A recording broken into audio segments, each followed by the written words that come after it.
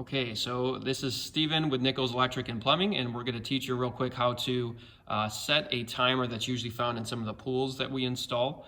So the first thing that you're going to want to know is you have this plastic piece right here. You're going to want to leave that on, otherwise you could potentially touch some of the live electrical components here. You don't want to do that, but other than that, everything else here is safe. You can touch it. You don't have to worry about getting shocked off that. So the first thing you want to do is make sure that the time is set correctly. So you'll see this little arrow here that says time, and in order to set this, say we want to go to 6 a.m. here, we're just going to turn it counterclockwise and make sure that the arrow is lined up with the 6 a.m. here. So it's pretty simple there. Next thing that we want to do is we want to set what time we want the timer to turn on. So I'm going to take this little clip that will come right with it. It says on, you may or may not be able to see that, but it says on. And then I'm going to take this and let's pretend I want to turn it on at 12 at night. So I'm going to screw this on. There's a little knob here that will screw into place and tighten this down that will clamp right onto it. And I want to make sure this arrow is pointing right at the 12, and that's when it's going to turn on.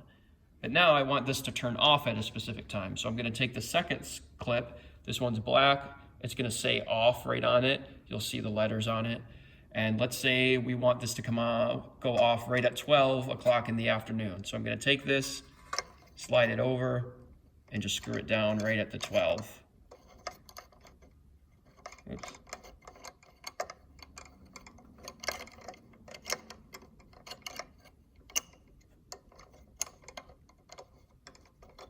Tighten the screw down, and it'll just hold right in place there. And then this will work automatically, turn on and off. The only thing you'll need to know, if for whatever reason you don't want your timer to be on anymore, you don't want it to work, there's two override switches. This one right here, if you hit this off, this will turn the whole timer off. And then if you want it to go back on, you're gonna hit this here and that will turn it back and activate the timer back into place.